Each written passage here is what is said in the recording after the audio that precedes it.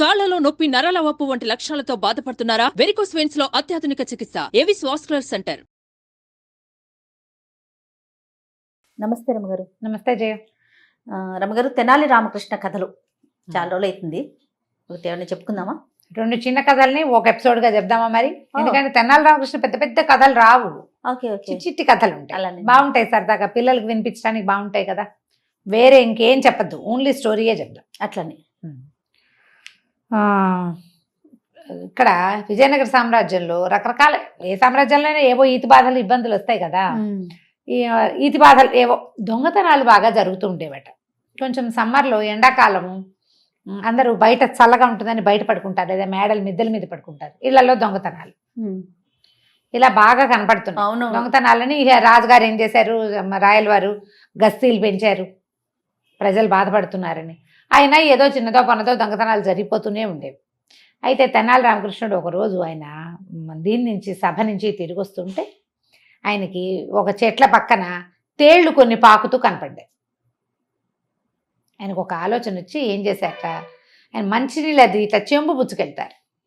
ఆ చెంబుని ఆ మరచెంబు అనమాట, మంచినీళ్ళు పట్టుకెళ్ళి మనం బాటిల్స్ పట్టుకెళ్తాం కదా, ఆ మరచెంబులోకి ఓ తేలుని ఎక్కించుకున్నారు రోడ్డు మీద నుంచి. అదేముంది, అది మన ఏదైనా అడ్డం పెడితే అందులోకి వచ్చేసి వెళ్ళిపోతుంది. అవును, అంతే కదా. అట్టపెట్టెల్లో వాటిలో చిన్నప్పుడు మేము అలాగే పెట్టుకునేవాళ్ళు.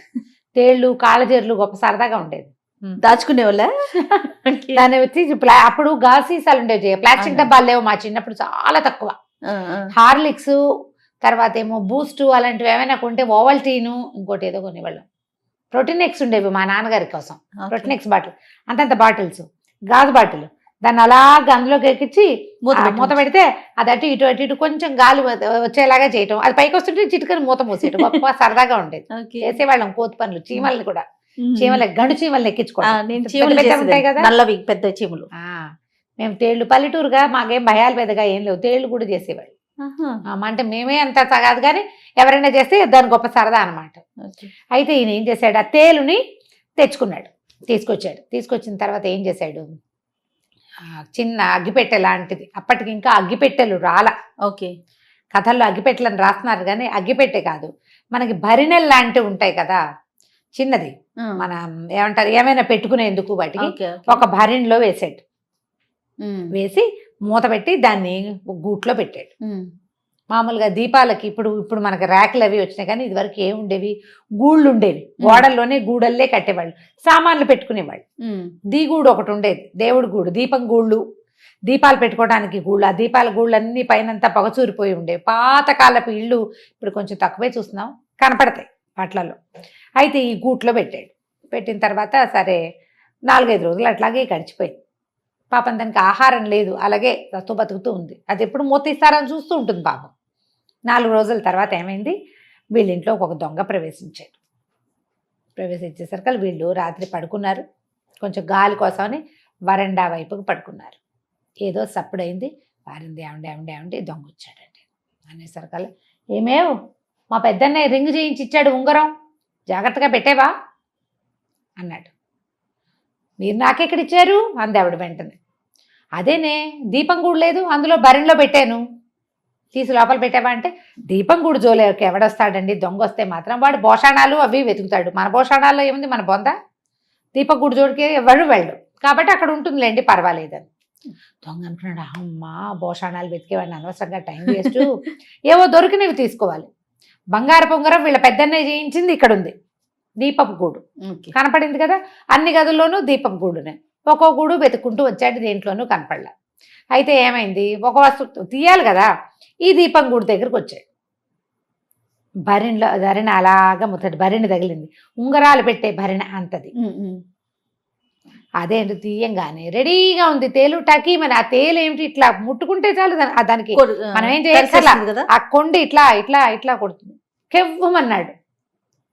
ఈయన ఎవరే అరిచారు పిల్లడా అని అడుగుతున్నాడు. ఎవరు గట్టిగా మూసుకున్నాడు.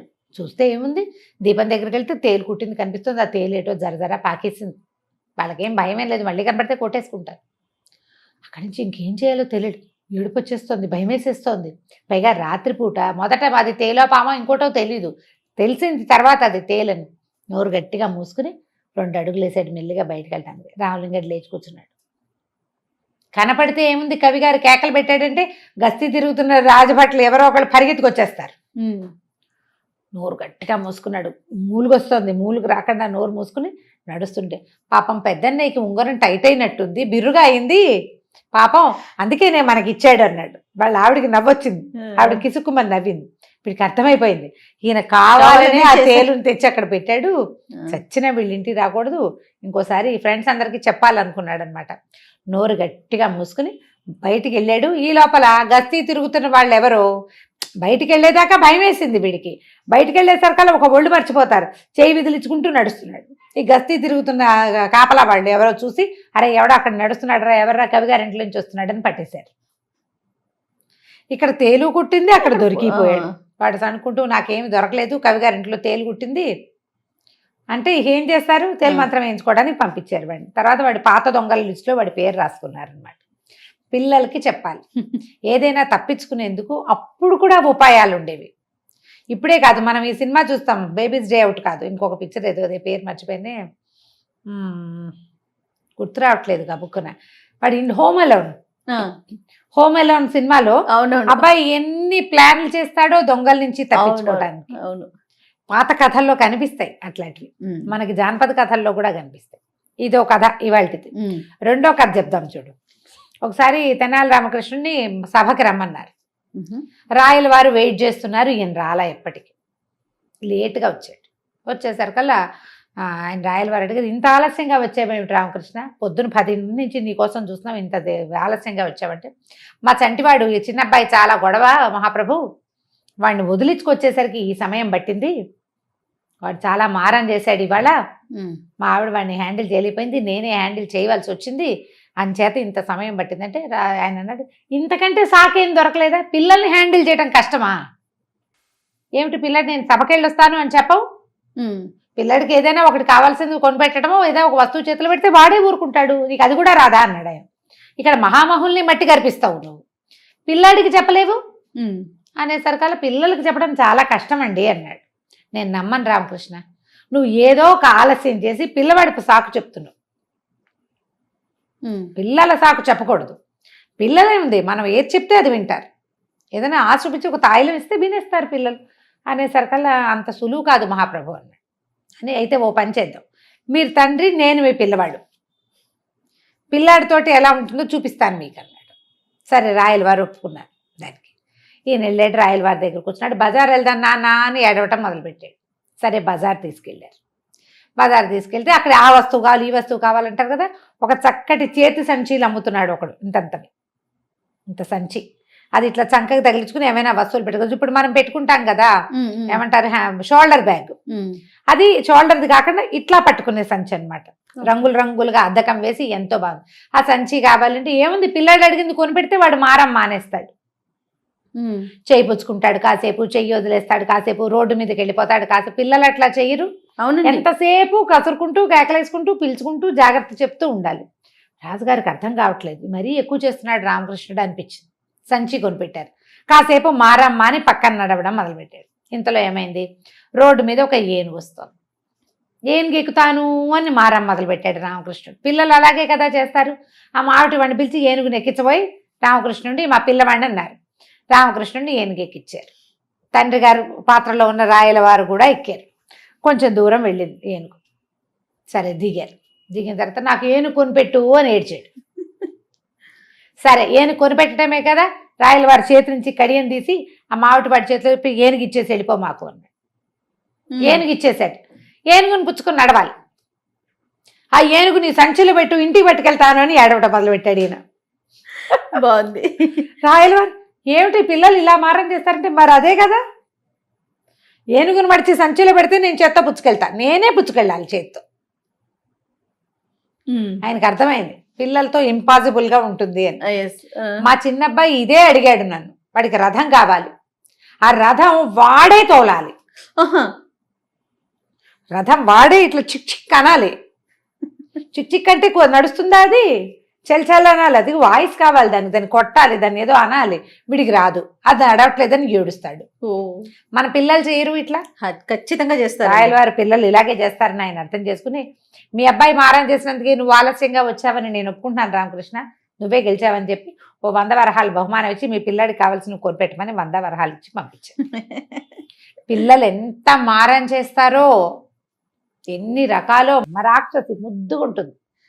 ఇప్పుడు కొంచెం ఏడుపులు తగ్గినాయి, కాస్త పెద్దదైంది. 1 year బేబీ గ్లాస్ పాటుకుని అదే పాలు తాగాలి. ఆ గ్లాసు అంతెత్తు గాజు గ్లాసు, అదే గ్లాస్ ఇంకది. తాగాలి. ఆ గ్లాస్ తోటే తాగాలి, అదే పట్టుకు తాగాలి. పిల్ల పిచ్చిక చిట్టి పిల్ల. ఆ గ్లాస్ జారి పడితే అసలు గ్లాస్ మొయ్యలేదు అది. కానీ ఎంత ఏడ్చేదో, నేనే తాగాలి, నేనే తాగుతాను. అట్లనే ఉంటారండి పిల్లలంతే మారం, అవును. అలాగే చేస్తారు. కాబట్టి పిల్లల మారాములు ఇలా ఉంటాయి. ఎదుటి వరకు చెప్పడానికి ఈజీగా ఉంటుంది. ఏముంది పిల్లల్ని హ్యాండిల్ చేయడం కష్టం అంటే, మనకేమవుతుందంటే మనం ఎలా అనుకుంటాం, మన పిల్లలు చేసే మారాములు మనకు అలవాటు ఉంటాయి. అవును. కొత్త వాళ్ళ పిల్లల్ని చూస్తే ఏమనిపిస్తుంది, అబ్బా మా పిల్లలు ఇట్లా కాదమ్మా అనిపిస్తుంది. కొంచెం పిల్లలు పెరిగాకంటే మరీ చెప్పేస్తాం ఇంకా అసలు మా పిల్లలు ఇట్లా చేయలేదంటాం. మా పిల్లలు ఇట్లా చేయలే, చిన్నప్పుడు ఏమీ చేసేవాళ్ళు కాదు, అవునవును. మా పిల్లలు చాలా బుద్ధిగా ఉండి, ఏమిటో ఈ కాలంలో పిల్లలు అలా మాట్లాడుకుంటాం. కానీ ఎవరి పిల్లలు మారం వాళ్ళ ప్రాణానికి ఎక్కువే మెల్లిగా ఇప్పుడు ఎలాగో చెప్పుకోవాలి. అంతే. ఈ 2 చిన్న కథలు తెనాలి రామకృష్ణ కథలు పిల్లలకి చెప్పండి. తప్పకుండా రమ్మగారు.